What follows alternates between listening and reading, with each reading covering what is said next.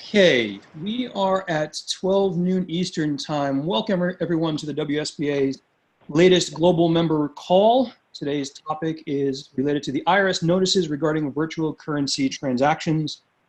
For those of you who don't know me, my name is Ron Quaranta, and I'm very privileged to serve as chairman of the Wall Street Blockchain Alliance.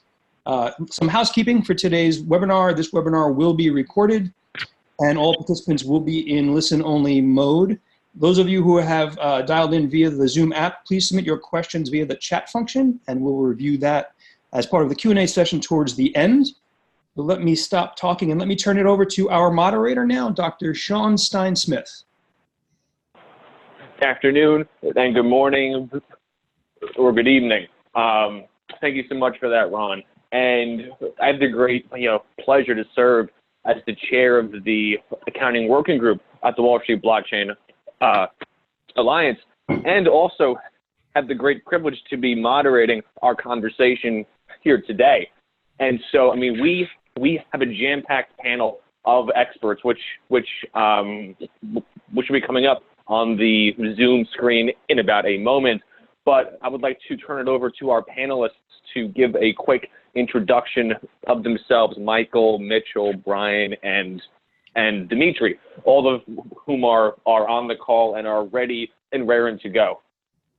So, guys, I don't know if you wanted to go in the order in which you appear here, and in a quick 30-45-second blurb, give us a little bit of background on yourself. Dimitri, why don't you go first? Yep, all right. Thanks so much. Again, I wanted to express my thanks to WSBA for the opportunity to be part of this distinguished panel. Also wanted to thank the panelists today, as this is an important topic, and there's a segue to many other topics that we can obviously discuss today. My name is Dmitry Alexiev. I'm a tax partner at the BPM. We're one of the largest regional accounting firms, primarily have offices on the West Coast, but we serve clients in the United States as well as all over the world in the digital assets and the blockchain space. I am co-leader of the digital assets and the blockchain practice. Mark Lee is my co-pilot. He's an audit partner in the firm. We've been focusing on the digital assets and the blockchain space for a long time, and believe that this is a huge disruptor to not only the technology industry, but it is going to change the lives of millions of people and billions of people going forward, as the technology itself is going to put a lot of efficiencies in the system. Again, many thanks to WSBA and this distinguished panel. Awesome. Thank you so much for that. Michael, do you want to go next? Sure. Yeah. Like Dimitri said, it's my pleasure to take part and looking forward to the conversation. Thanks for having me. Mike Atwood, Strategic Market Director for Sovos. Sovos is a leader in the tax technology space, dating back about 30 years in the traditional space. On a yearly basis, we file on behalf of our customers to the IRS about 20% of all forms, which equates to about 720 million forms a year. And over the last 2 years, they've gotten heavily involved in the digital asset space. So looking to, I guess, provide some information from the business side of the equation. And yeah, like I said, looking forward. Hi, this is Mitchell. Go ahead, Mitchell, sorry. That's fine. This is Mitchell Kopelman. I'm the partner in charge of our accounting firm's technology and blockchain practice.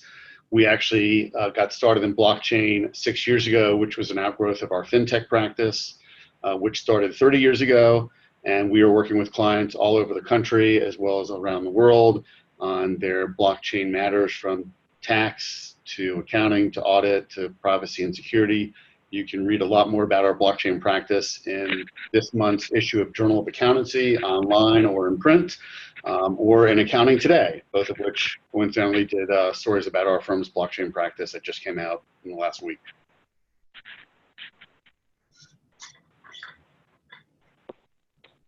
Thank you, Mitchell. Brian, do you want to wrap us up here? Yes, thanks again to Ron and WSBA and all the members as well for joining. I'm really excited to be able to participate here and help try to add a little additional clarity. As mentioned, my name is Brian Rust. I work with Clifton Larson Allen.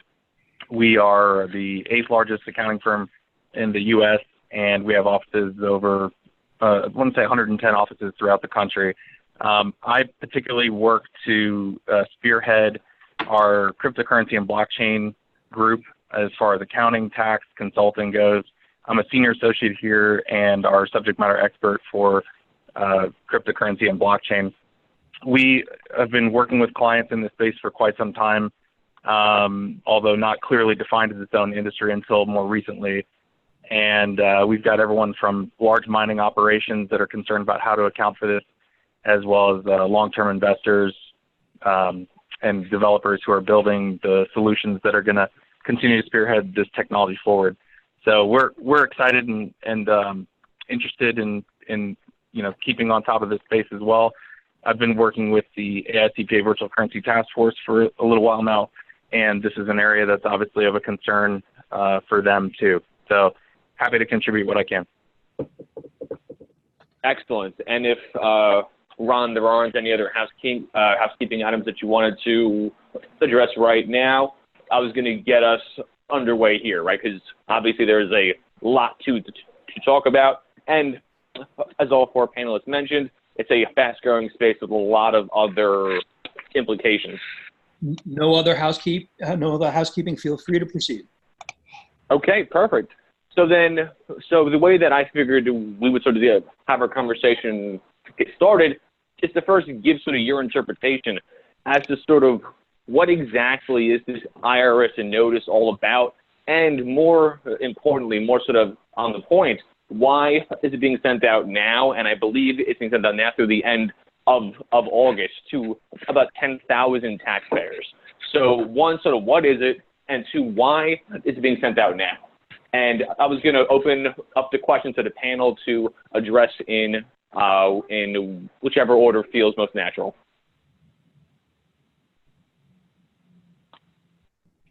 I mean, I can get started. This is Dimitri. Sure. So if we look at the IRS in terms of where it is right now and historically what the role of the IRS has been. So as we all know, IRS's purpose is to ensure that the government continues to collect revenues, and of course, its primary function is enforcement.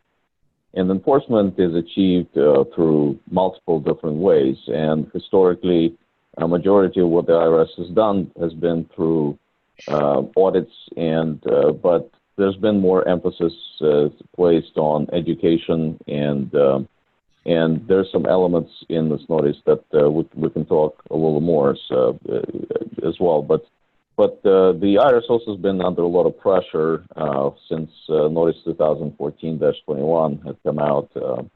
There's been a lot of discussions internally within various governmental agencies about the role of the digital assets and blockchain technology overall, and most importantly, the government is very concerned about the compliance in how these transactions are being reported. If you look at the compliance history in terms of digital asset transactions, and I'm putting out there a much broader category than just the virtual currency transactions, because the Notice 2014-21 was very, very narrow in its scope in terms of what items it addressed. But the government is very, very concerned in terms of the number of filings that have been done. There's still a vast number of cryptocurrency users that have not filed the returns. And so the government wants to, on the one hand, push those individuals to go ahead and comply, but it also wants to make sure that it's done in such a way that, from the relationship perspective and in terms of addressing some of the concerns from the public, that it's not just a blunt force, if you will. And this is not the first announcement that came out from the IRS. There was a few other things that came out last year. And this goes together with the different efforts that have been identified, compliance efforts, and this is a big deal for the IRS. And as it's continuing to focus on the implementation of the new Tax Act, it's now beginning to focus more in this area. Yes, I can jump in. Yeah, I mean, the timing's interesting. I don't know if people noticed the letter from Congressman Emmer, I guess the second or third letter, this one very strongly worded, coming out in May, almost demanding guidance from the IRS on the appropriate reporting mechanisms for digital assets and cryptocurrencies, in which the IRS commissioner came back and said that they'll have the guidance coming out soon, in quotations, and then a couple of weeks after that said within a few weeks. That was about a month ago or so. So it seems like, they're kind of giving guidance without giving official guidance, and the IRS, historically has practiced enforcement over education. This letter does do a good job of providing some education, and it does call out some items in the portion that is more informational, the 6174, that actually does call out specific reporting scenarios and the associated filing forms for those scenarios. So it's kind of a backdoor into official guidance without giving it. This is Mitchell Kopelman. I will say that we probably all have been waiting for these notices to come out since we knew that the IRS obtained an enormous amount of information from Coinbase, and it's been sort of in the wait. I mean, I've been waiting to see when they're actually going to do some type of communication. So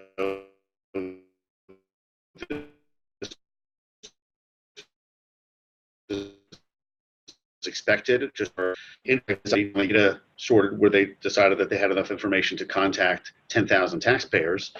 And while most of the letter does not really provide any, or the letters does not really provide any more guidance than was provided in the 2014-21 notice, there was one item that I did catch in here that they did suggest that was not covered in there, and that is a reference to the exchanging of Bitcoin for Ether or other crypto assets. So they did hover on that. I know there's been a lot of discussion amongst professionals, including myself, about whether the 1031 provisions were applicable for this type of property. So I think the IRS is coming out stating in these notices that it's their opinion that it's not, and that's the first we've seen of that. And I also thought it was quite interesting that the IRS, who is not known for their customer service, has said if you call and leave a message, they will call you back in 3 business days. So for those of us on the phone that deal with the IRS or have dealt with the IRS for many years, that's sort of unheard of, to be able to leave a message and for them to even get back to you with a specified time period. So this is Brian Russ. I agree. I think that it was interesting that the IRS highlighted the nature of a crypto-to-crypto exchange being a reportable transaction. The only point that I'm personally still a little unclear on is whether or not they are purposely excluding Form 8824 from guidance because they're taking a definitive position, or if it was more of just an omission because that's perhaps a potentially unsettled issue. I think, as was alluded to, there are a lot of professionals in the industry who feel that that is a defensible position under the property tax, rules and regs. But it is interesting that that form was left off as a potential resource. So that I agree, that was an interesting area there. I only have a couple of additional things to add to this, and one is that recently there appeared to be a IRS criminal investigation kind of presentation that was provided to their special agents regarding how to go about investigating taxpayers who hold crypto. This was maybe a month or two back that it appeared to be begin to be circulated. And so my thought is, in addition to everything that's been said, this low-hanging fruit from Coinbase from 2006 and before is just the trial run of who to kind of put on notice and to ensure that they've at least got some compliance effort moving forward. Obviously, back in mid-2018, they listed this in their LVNI key areas that they want to focus compliance on with virtual currency compliance. And I think that this kind of fits in line with that. The only other reason for the why now, the AICPA Virtual Currency Task Force has had a call recently. We were interviewed with the Government Accountability Office, who is writing a report, I think that's due out in Q3 or Q4 of this year, that they're going to issue to Treasury regarding how effective Treasury's guidance has been so far on the ability to comply with cryptocurrency taxation. And the last time the GAO provided this sort of report is just before IRS issued our 2014 notice that we all rely on now. So perhaps there is more guidance coming down the line in the short term on some of the issues that have been raised by the industry associations. I know the AICPA has sent 2 lengthy letters that are Q&A format to be able to provide additional scenarios that have yet to be dissected a little bit further from the original 2014 notice. And, I would hope that would be an area that they're going to provide a little additional resources to, as much, if not more, than the enforcement action resources that they're going to be going. It is a little bit frustrating that there's this aspect first before the additional resources that have been requested, but it's understandable, I suppose, given their primary focus. And excellent points all around. And I do think that it points to 2 sort of overarching trends here. Is that one, that there does seem to be some sort of hesitation. Now, I know that there is some progress being made going forward at the AICPA, at the IRS, obviously, right now, but I do think there has been almost a hesitation for any one body to sort of step up and to issue the authoritative guidance on this area. One, because it is so fast moving, and 2, the information out there to actually help you work through all of these issues and questions linked to tax reporting, auditing these assets and all the rest really has been hard to come by at that sort of institutional level to actually get guidance out there. But I would also point out that if they actually do call you back in 3 business days, it's going to be a huge change for anybody who's ever had to call the IRS ever. So I'm very encouraged by that tidbit, which I had not caught. So very happy to hear that. And so building, yeah. How many people do you think they have staffing those phones in order to be able to do that? I mean, it can't be. Oh my God. I'm sure they had to hire some extra bodies for that. Well, the IRS is operating at the same, basically, if you'll recall, the IRS had a sequester. So that affected their budget significantly. And even though they've gotten additional funding, in some ways they're more or less operating at the same levels as a number of years back. So they had a lot of attrition, but their primary concern has been the TCJA implementation. That's where they park majority of the resources. So I'm a bit skeptical about the 3-day, offer out there, but, I also know that the IRS has been hiring people, so we'll see what happens. But the one thing the one thing that we've talked about, the Coinbase, I do want to point out that the IRS has been doing a lot of implementation and spending a lot of government money on data analytics. So Coinbase is one of the primary resources for these letters, but the IRS have been very quietly employing other resources. They finally realized that they need to catch up with the rest of the, with the private industry, and they've been implementing specific data analytics tools. So some of the folks that will be receiving the correspondence from the IRS, I believe, have nothing to do with the Coinbase issue. Yeah, and that was going to be my pointer, Dimitri. Yep. I was going to say it was maybe more of a question than a comment, but the 10,000 individual number, is that the number that they're limited to, or do they actually have more records than that? And from a bandwidth perspective, they are truly going after the 10,000 accounts that are at their disposal. So that's interesting. Yeah, the chain analysis tools that are being referred to are going to yield them. They have a few licenses, is my understanding, but that will yield them additional ways to identify other individuals who are not complying. But it just seems that low-hanging fruit from those subpoenas and the cooperation with other exchanges is where they would focus their efforts first. Sure. And then Brian, I believe it was you that had brought up Form 8824. Would you be able to just give a quick blurb on that for the non-tax experts on the call? Sure. So Form 8824 is the form that's used to report 1031 like-kind exchange transactions.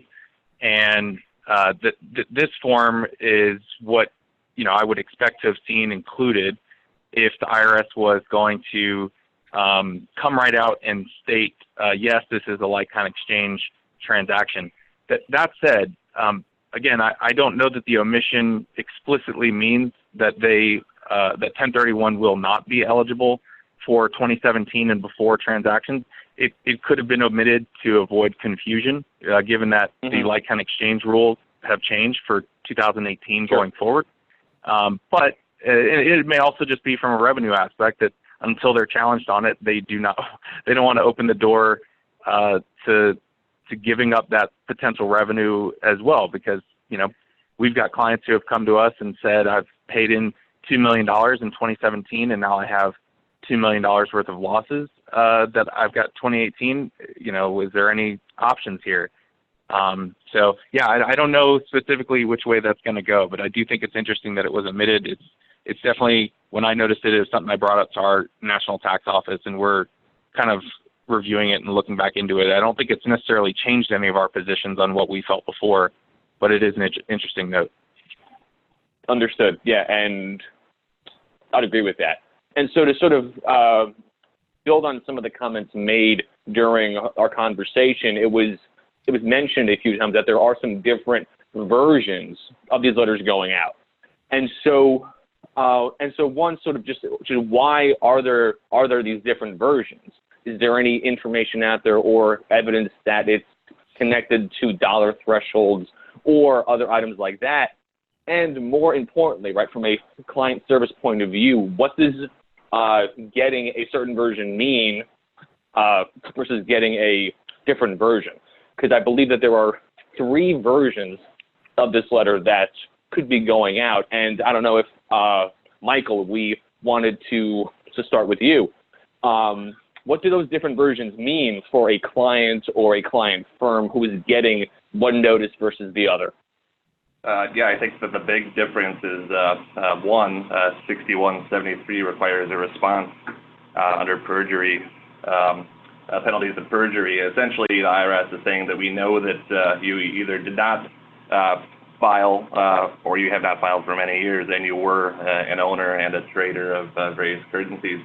The second, 6134A, it's a little softer in tone, pretty much saying that we know that you've taken part in this space, but you may or may not have a filing obligation. And the third is purely informational. The last 2 don't require a response. The first does. So kind of going back to that, does the IRS have all the information at their fingertips? This could kind of lead you to believe that they do in part, and then they have partial information potentially for the others and giving kind of the shot across the bow to investors. Interesting. So, and I do think the inclusion of that, having to respond basically under the pain of perjury, is pretty heavy duty. I think coming back to the overarching goal of the IRS really has not been traditionally, at least, education, right? It's really focused on enforcement. And so I'd be interested just sort of bridging the gap now between our second and our third question here, right? Sort of what do these different versions mean in terms of a response, right? So what are you telling clients, or are there any sort of recommended best action steps, best practices, or sort of what you would recommend if a client gets one of these letters, one, and then part 2, if they do get the one that basically is saying that the IRS knows, 1, that they owe funds, and 2, they haven't filed. So are there any best steps or practices, or are there any other follow-up comments on these different versions, meaning either from a reporting point of view or a compliance point of view? And I think Mitchell is, ready to, chime in here. Sure. Yeah, this is Mitchell Kopelman.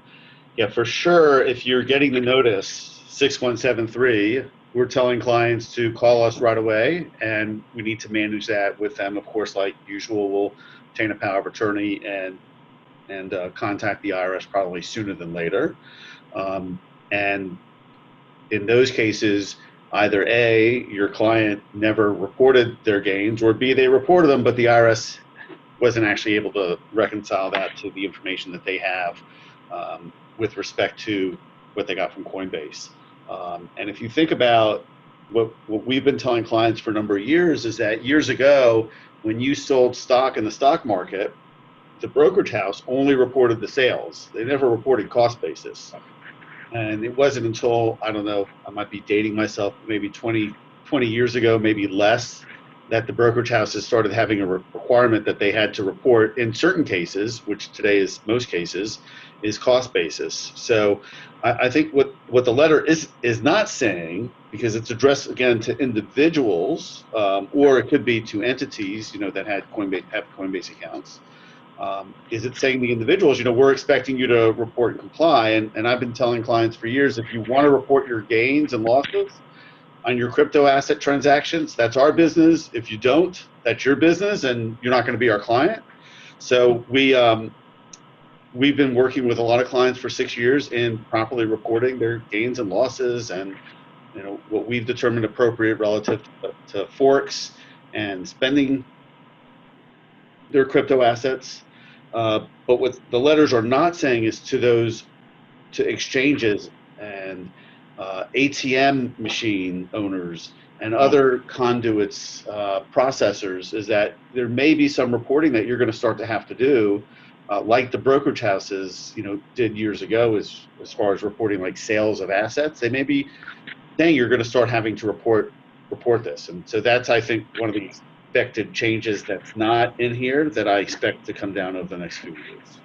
Can I add a comment to that piece? And that's a great segue, Mitchell. And for our business, that's hugely important. So the guidance that is out that we're waiting for is guidance not only to the investor but to the businesses. So these letters, they do require, or at least 6173, the investor or the individual that traded to show both sides of those transactions. And actually calling out dating back to 2013. The problem with that is many of the exchanges that are reporting, as Mitchell said, in gross proceeds. So I may have traded $1 million worth of Bitcoin, but I may have made $1,000.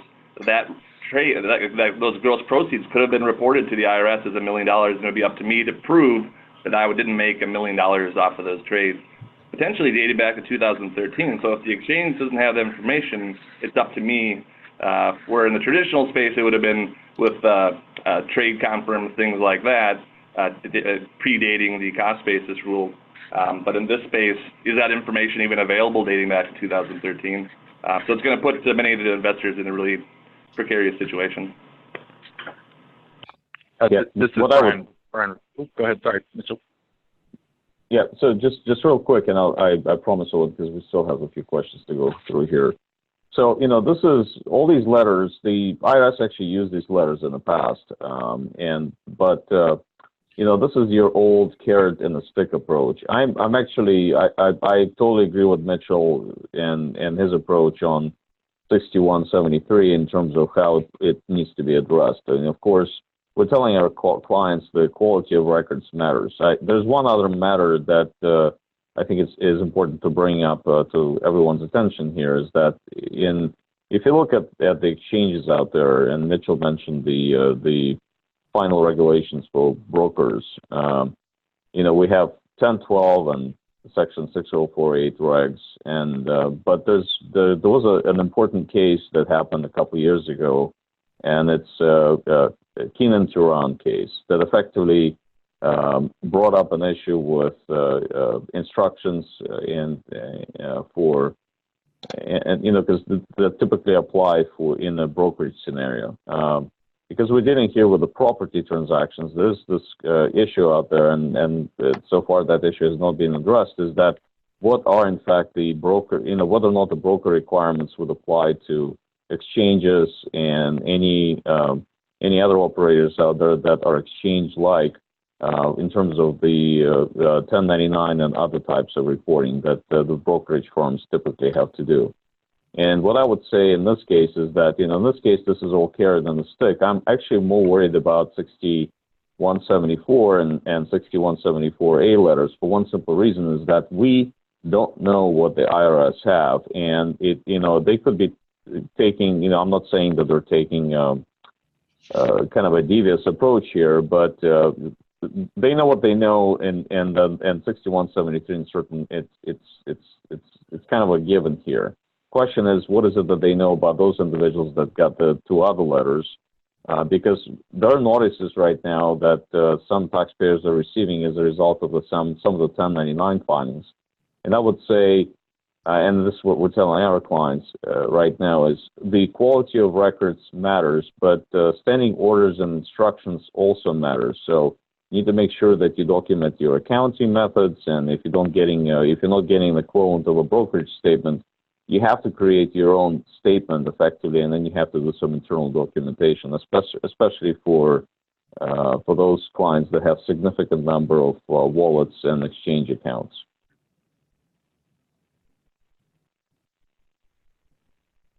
Brian, did you have anything to add here just to wrap up our few comments on this question? I think you were trying to fit something.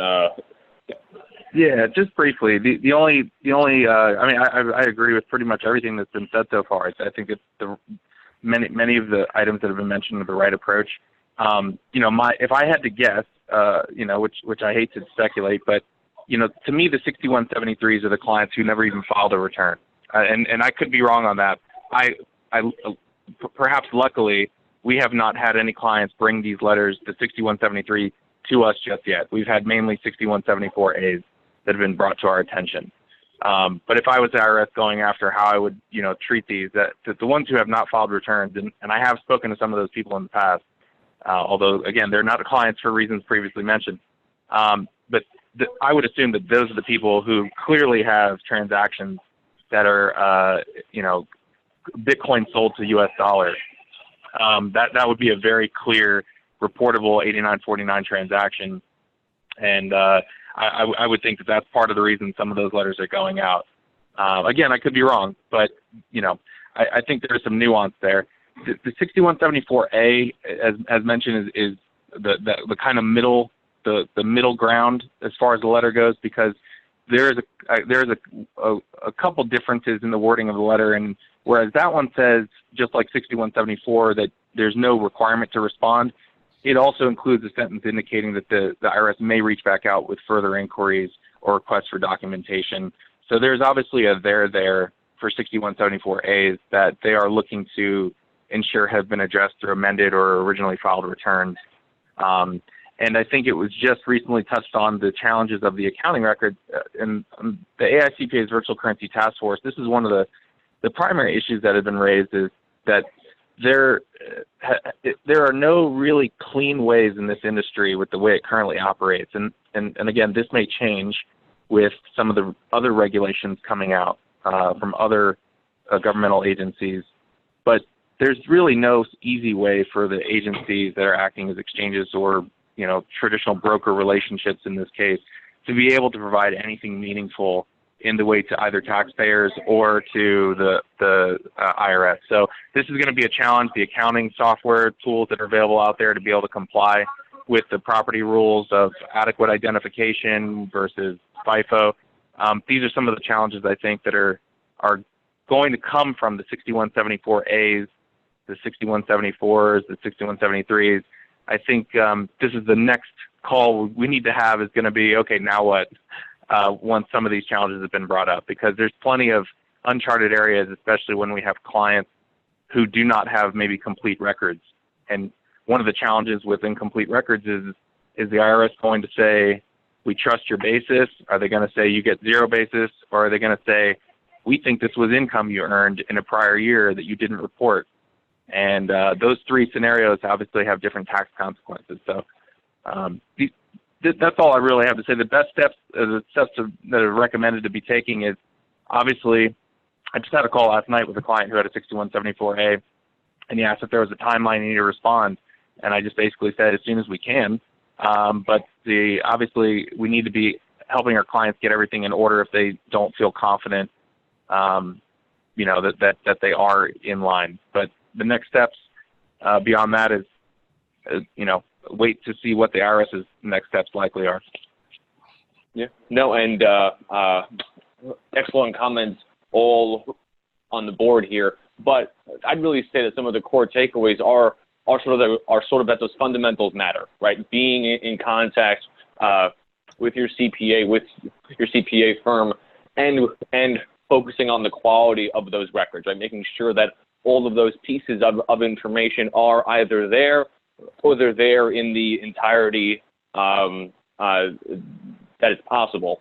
But I would also want to add just one other sort of sub question in here, because obviously there's a lot of stuff in these notices and a lot of people involved, investors, traders, all the rest. Has there been any information or updates or indication that the way that any Bitcoin miners are going to be treated from a tax point of view is either changing based on this current information or as part of this updated guidance sort of mindset that we see now unfolding at the IRS? Because to link back to an earlier comment, I do think that it's encouraging that the IRS and other agencies are starting to catch up, right, with the private industry, with us, and are trying to give us some sort of updated guidance. But from a sort of tax and accounting point of view, I was wondering if there had been any indication or comments that we are going to see changes as to how minors are classified or treated from a tax point of view. And I don't know if Mitchell, Brian, or Dimitri want to take this one first. Yeah, this is Brian Rust. So I haven't, in the calls with the IRS that the AICPA has had relatively recently, review of the original notice, the concerns that have been raised by other associations and taxpayers. I don't know that mining in and of itself is incredibly, I don't think the taxation of mining is very challenging or is a challenge topic. I think the biggest challenging issue with the mining is the valuation aspect. And especially when you have a spec mining operation, right? So I was speaking with a company who was investing $3 million in hardware. I would say they're bigger than the average taxpayer mining in their basement, but they're obviously not as big as some of the larger mining operations. But they're focusing on speculative tokens, that the block rewards that they're going to be mining are enough to clear order books on a daily basis. And in those instances, I think there is room, just like many valuation aspects in taxation, for taxpayer interpretation. And that may conflict with the IRS when the end result is viewed, but I do think that the valuation is probably the only area that is left up for speculation or disagreement at this point. Now, I'm interested to hear the answer to this question from other parties, though, because I'm sure there are different perspectives. Yeah, this is Mitchell Kopelman. It's interesting when you read 2014-21 and then you compare what is in each of these letters that's a little nuanced. One obviously being what I mentioned earlier about the exchanging and the concept of whether Section 1031 tax-free exchange is available, and I'm sort of alluding to that as not being the case. And the other is that most of everything in here, although communication is talking about capital gains, there's a little bit talking about ordinary income. And if you think about, as a mining operation, when you mine that Bitcoin or other asset, is that ordinary income? And are you now in the business of buying and selling? Are you a trader? Is it an operating business where you have now your digital asset is your inventory per se? There's not a lot of reference to that, or any reference to that in here. Though from an accounting standpoint, we recognize that property has multiple connotations. One is property is sometimes inventory and sometimes is held for investment and results in capital gain or loss. So I think that is obviously one of the nuances that we'd like to see some clarification from the IRS, but also that's what's not really in these letters. And I think the IRS has still got a fair amount of time to catch up. If this is their first shot at what we are expecting to get as far as some guidance, and also having read the AICPA communication as well as the ABA communication to the IRS about tax guidance, hopefully they are going to come out with some additional thoughts. But again, those might be, are they going to be notices? Are they going to be rev procs? You know, what actually are they going to turn around and issue relative to guidance is to be seen. Yeah, this is. Oh, sorry, go ahead. Yeah, this is Dimitri Alexis. So, just real quick, you know, so we kind of all know what the miners do. You know, obviously proof of stake, proof of work. But the one new trend that I'm seeing, and I can tell you why that's happening, is that the miners, those miners that are still in the marketplace, in some ways have been struggling with the margins.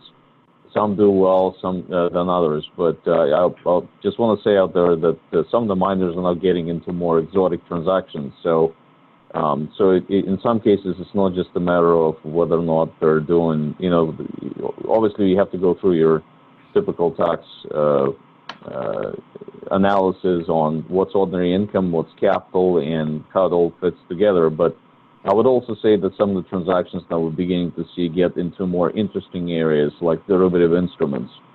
So, you know, I've always been a big proponent of the IRS always likes to take their time on some of the guidance, and we always have to wait for regulations and other administrative guidance. I think we have sufficient court case law information that we could use, but I would also like to caution everyone that not all miners are your typical plain vanilla miners. Some of the miners are getting now into more sophisticated transactions and other services because they're trying to effectively increase their bottom line and have bigger margins. And this is Mike, and I think that the waters are somewhat muddled in the mining space as well. In 2014-21 does call out mining in a couple of different scenarios. One being that it could potentially be treated as a royalty or reported as self-employment income that has fair market value, and when sold could potentially be a capital gain.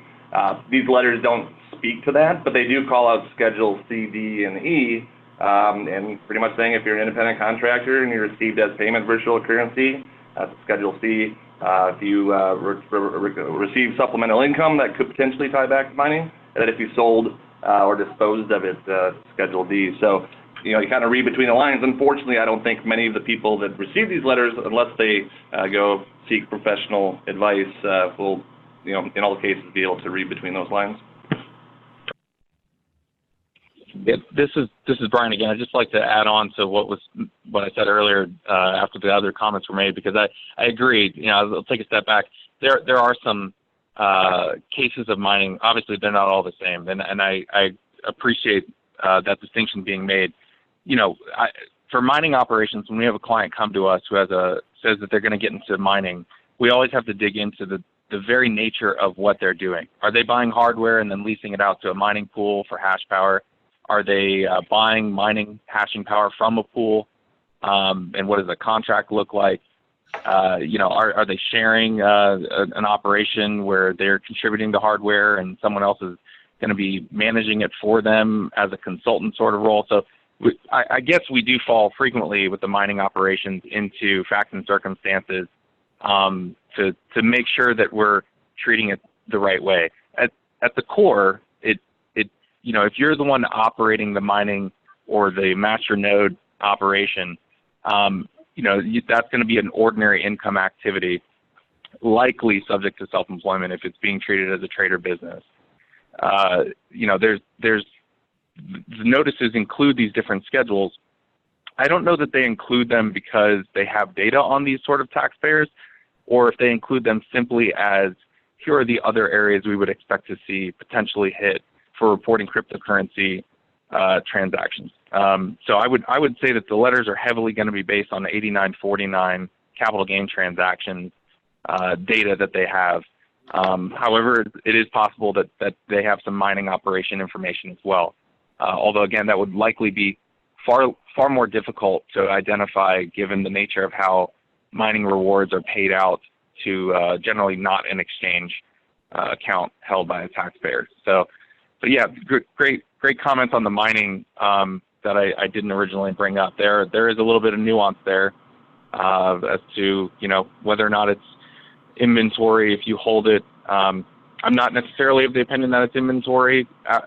Once you've received your block reward, I kind of treat it as if I'm mining, I'm running a data center, I'm being paid in property, and if I decide not to liquidate that property right away at a fair market value, I'm choosing to hold it as a capital asset because I'm not in the business of selling that property. I'm in the business of providing data center services. But obviously, the facts and circumstances of someone's situation may even change that opinion. I think what adds additional complexity is, the filers could potentially be filing for business deductions as well. So how is that classified in the traditional sense? But I think going back to the initial cost basis enactment, I think it was 2012, they started in small steps. So they started with mutual funds and then finally got themselves up to where they are today. I envision the guidance that does come out will kind of roll out the same way, where baby steps here and there to try to get the 90% and over the course of years get the remainder of the 10%. Fascinating stuff, I think, and I do really think that as the mining, pointing out, I believe it was Dimitri's comment saying that there are some miners that are really getting into more, exotic types of business lines and operations, that could add some extra nuance and some extra complexity to what up until recently has actually been a pretty straightforward conversation at a high level.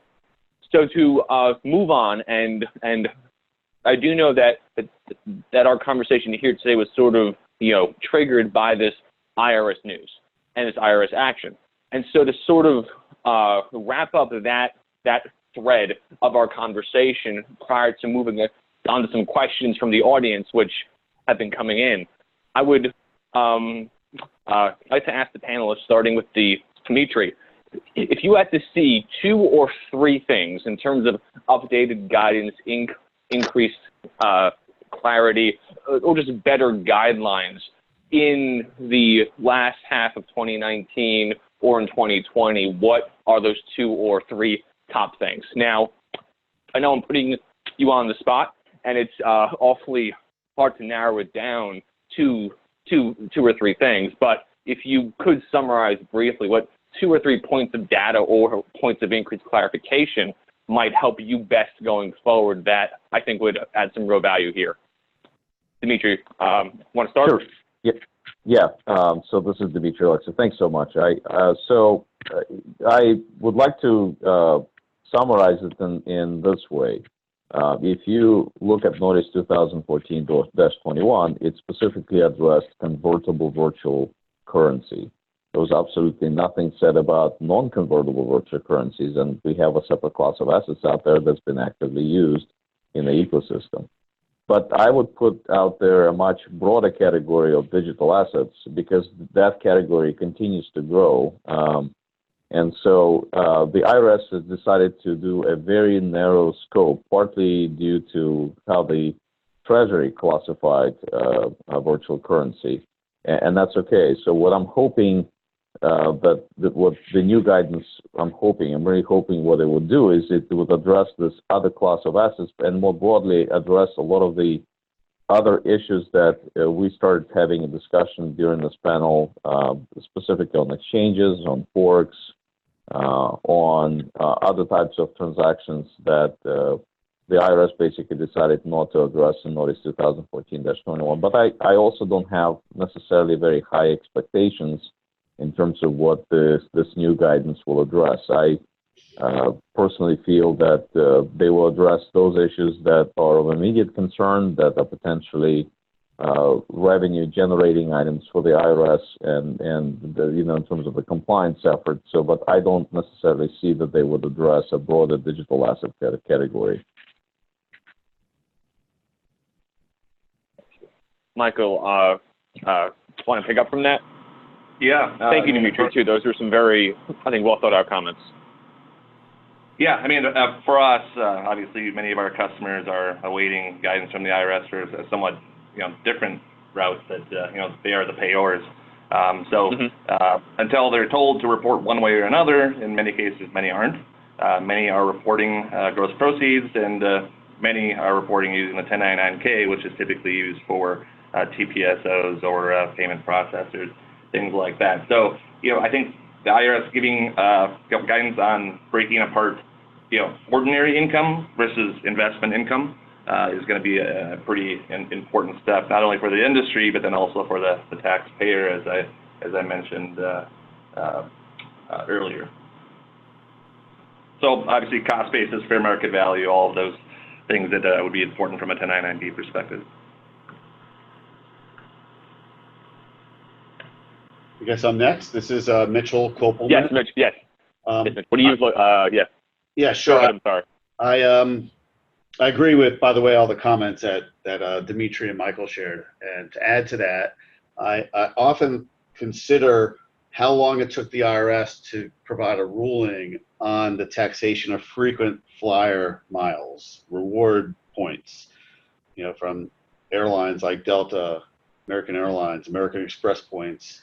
And today you can sign up, get a new credit card, spend a certain amount of money, get 50,000 points, fly, and you're getting essentially airdropped these tokens.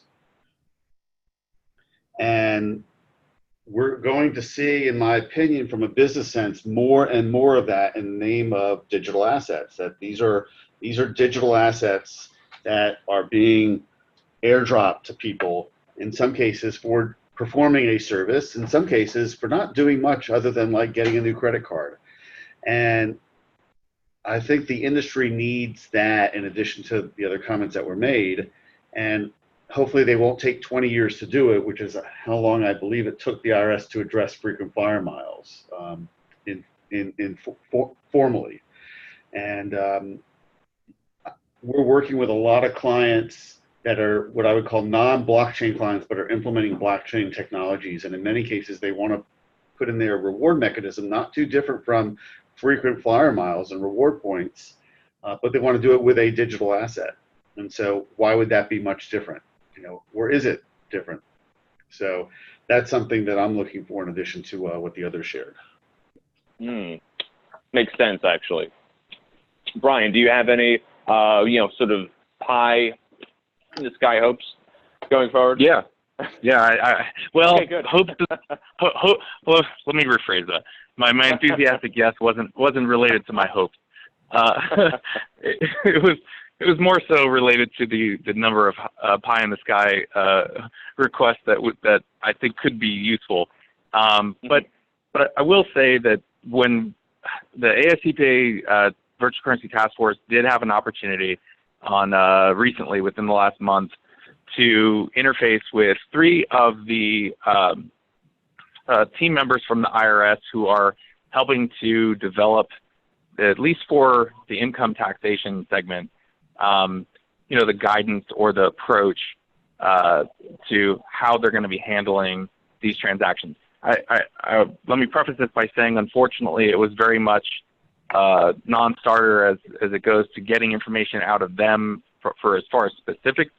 But I can tell you what we had whittled down as the most pressing core items that we felt were useful to address from a Treasury or IRS standpoint. We started with one, which hasn't been mentioned yet, is maybe the creation of a framework that could be used for the classification of virtual currencies that maybe aren't inherently the same. So whereas one type of currency may be treated under the rules, right now it's obviously all property, but we think there is a case to be made, and there will likely continue to be a case to be made as this ecosystem progresses. But we think a Bitcoin could be treated under commodity rules, potentially under this sort of proposed framework idea or idea of a framework, whereas another token may be treated as a security, and another one yet may still be treated under the traditional nebulous property rules. So the idea of having a framework put into place, that's probably our highest pie in the sky request would be to have a way for there to be some decisions that could be made without having to have a very explicit code or reg drawn up for if this happens, then that happens. Because we do think this ecosystem is moving so fast, it's going to continue to evolve, and a framework would help us address that evolution a little bit better than trying to plug the holes in the dam finger by finger. The other areas that we felt were important that were more pressing points from the May 30th, 18 white paper frequently asked question document that we sent to the IRS Treasury is virtual currency events that have been brought up already. So we have our opinion at the AICPA of what those events are and how they're treated or how they should be treated, but it is the hard forks, the airdrops, these sort of issues, those sort of events, how those might be treated. Another area for us is valuation and pricing data. That is how we're going to go about, or how valuations can go about being done. And not just the sources of the valuations, but who is qualified to provide valuations in these sort of cases where you have a very frequently traded Bitcoin with a large market. If a taxpayer wants to donate in excess of $5,000 of Bitcoin to a nonprofit, who do they need to go to in order to get that valuation? With stocks, you obviously don't have to get a valuation, but that's a readily traded market. So we feel that there's some obvious areas for opportunity there. Cost basis that has already been mentioned, exchange reporting and information reporting has already been mentioned. And then the other one we brought up to their attention is just the lack of tools and information for taxpayers to actually comply. So this is an area that I think when we get into these nitty-gritty audit or additional information requested scenarios, I think it is going to be a challenge when we have taxpayers who, whether from just a lack of thinking about it at the time or a Cryptopia or Mt. Gox type situation where the exchange is no longer available to provide the information. I think taxpayers are going to have holes in their records that they're unable to reconcile. And how to go about dealing with that is an area that would give a lot of my clients some peace when it comes to, doing the best they can, as the IRS mentioned at one of their events, as far as reporting goes. So there's many other items that we would love to see addressed, but if we had to hit just a few, those would be the ones that we would love to see. Mm-hmm. Mm-hmm. And excellent points all around. And I would say that I think having a framework or some kind of reference guide to go to so that not every single question has to turn into a IRS code to deep dive research question, I think would be quite helpful. And with that, I want to thank our panelists for answering my questions here today. And I will turn it over to Ron, who actually has some questions that have come in from the audience for our panelists here. So Ron, if I would turn over to you. Yeah, thank you, Sean. Thank you, panelists. We have several questions. I know some of you have a hard stop for a couple minutes from now. We generally book these for 90 minutes just because we almost always go over. Let me throw out the first question from the audience. They'd seen Coinbase send out a 1099K for 2018. Has anyone seen them issue a 1099B? And I'll ask someone in the panel to define that for the non-accountants as well. This is Mitchell Kopelman. I have not seen a 1099B. I've seen the equivalent of one. You can go and get it yourself, but they don't actually, I don't believe that they don't file anything with the IRS. They're not required to at this point. But you can, if you have a Coinbase account, you can go out there, and a variety of other exchanges have this. You can go out and generate your own equivalent of a 1099B. And this is Mike. I know not specific to Coinbase, but there are exchanges today, some of who we work with, that are doing 1099Bs. So it's an exception to the rule, I would say, today, but that is taking place. This is Dimitri Alexei. What I would say, and this kind of goes back to what I said earlier, so there's a technical question whether broker rules that are being used by brokerages, the Schwabs and the Fidelities of the world actually apply to the exchanges. I actually have the opinion that it does, because if you read the final regulations, they're very, very specific in terms of defining what a broker is. It's a very, very broad definition. And I don't necessarily think you have to be a tax person. I know that some people here won't read the code, but it's kind of fascinating to read the final regs. So I personally think that in the next 6 months to a year, we'll see some of the exchanges move in that direction, partly because, like I mentioned before, 1099 notices have started to come out from the IRS. That's not even a question. It's been happening for the past 6 months. So I think we are naturally moving into the direction now that the public is beginning to adopt virtual currency as another investment vehicle. We'll see exchanges naturally go into that direction, and I think it will probably happen sooner than most people realize. And I'm going to stop here. Yeah, and this is Mike. If I can add to that, now the one thing that may potentially force the hand of the regulators is what's happening in the traditional space. So you see news popping up on almost a weekly basis that traditional financial institutions are now getting into the crypto space, TD Ameritrade, Robinhood, et cetera. So if I'm purchasing Bitcoin in my brokerage account, will I get two different types of tax forms within that same account for the same type of activity? Probably unlikely. So it's kind of lining up with, the traditional space may kind of force the hand of the digital asset space, reporting-wise.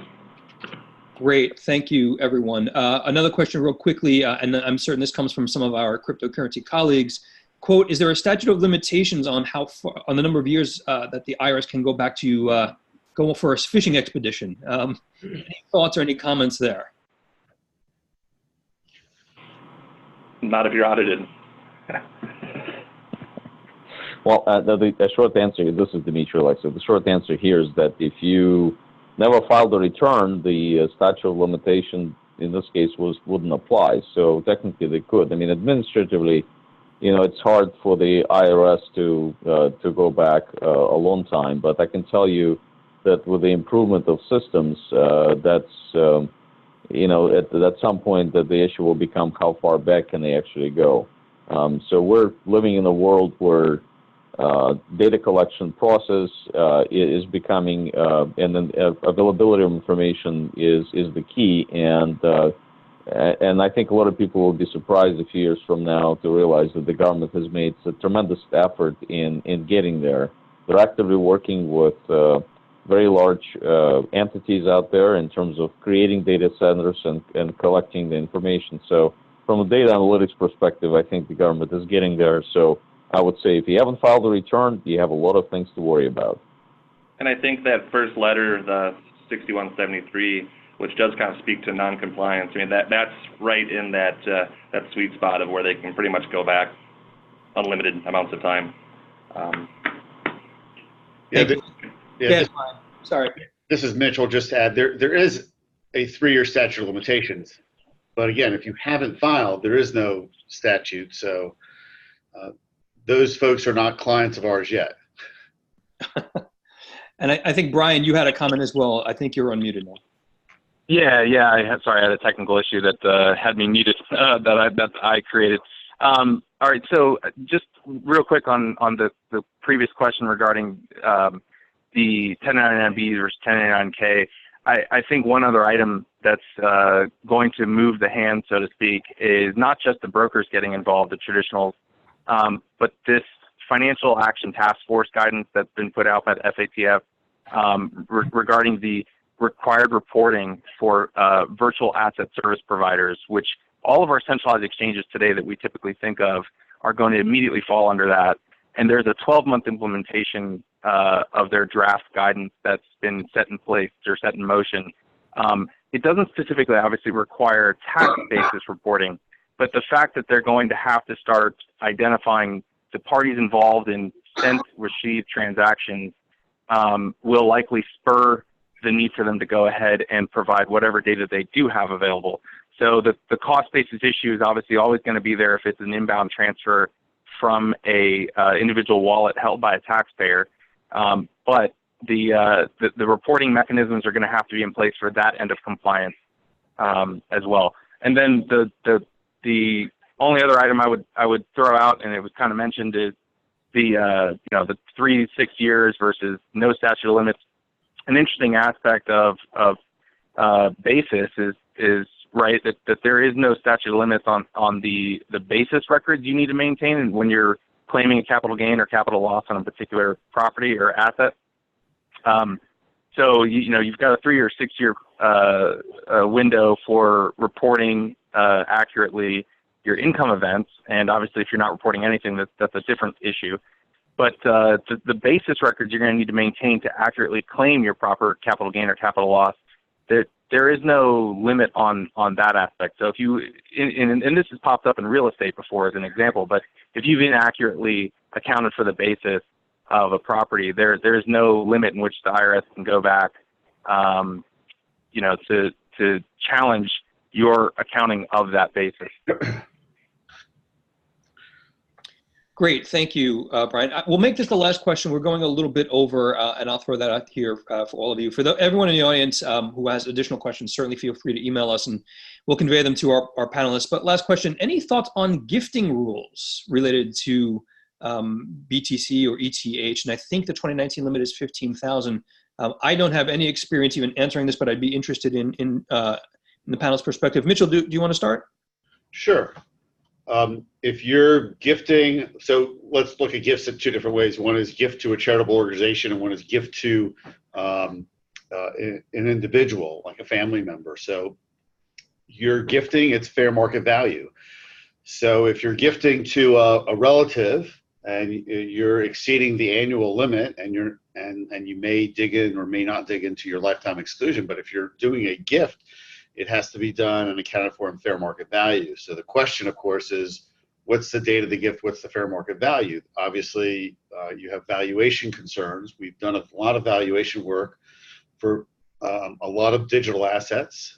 Bitcoin has sort of a market already that's out there, but being that it's not considered a publicly traded security, you would have to attach to your gift return a valuation that was done, and we've prepared those too. And also for charitable organizations, if they're receiving a gift of digital assets, they're required to report back to the recipient the value of what it is that they received. So we've been involved in doing a lot of valuation work, and our valuation team is evaluating not just Bitcoin, but lots of different digital assets. Then you have the whole transactions between companies and their employees and non-employees. Those are not really maybe what was referred to as gifts, but it's a similar issue. Understood. Thank you, Mitchell. Any last comments from anyone about that question? Yeah, sure. This is Dmitry Alexeyev. So just I agree with what Mitchell said, and just to add to that, we at BPM have a fairly large non-profit practice, and so obviously from time to time tax issues come up with virtual currency transactions, and so I just want to alert everyone, if you're working with a client and you're dealing with the virtual currency donations, just make sure that you check up on the qualified appraisal rules. Certainly, because the qualified appraisal rules have changed, and there's some additional educational requirements and other requirements that now need to be considered for large donations. If I could just add really quickly, just an item or area that hasn't been mentioned so far. The appraisals are obviously going to be critical here, but I think it's also important to make note of the actual mechanics of going through the donation when you're involved with giving a gift or giving a donation to an entity. One of the challenges, obviously, is if you have a custody sort of situation in which someone is making a gift to somebody. I mean, this is a bearer asset. So we're going to want to see, for clarity and to help support the documentation of the gift of having occurred, we're going to want to see the actual transfer to another wallet. And the challenge there is going to be, I think, just trying to do the best you can as a taxpayer and their professional, as being able to show where the chain of custody handed off. Because there is room for some playing with that if the parties are trying to be cute, for a lack of a better word, on the timing of when they're making gifts and how they're making gifts. That is the only other challenge I would say that's possibly unique to this space, as opposed to another type of property where there's a clear title changing hands on a date. Great, thank you, Brian. So we're only just about 10 minutes over, which is actually a record for us. Let me thank our panelists. Sean, let me thank you again for moderating and certainly chairing our accounting working group. And Dimitri, Michael, Mitchell, and Brian, thank you again for your thought leadership. We'll make the recording available to you, all of you certainly, and all of our members. And until next time, thank you for joining us. Thank you so much. Thank Ron. you. Thank you. Thank you, everyone.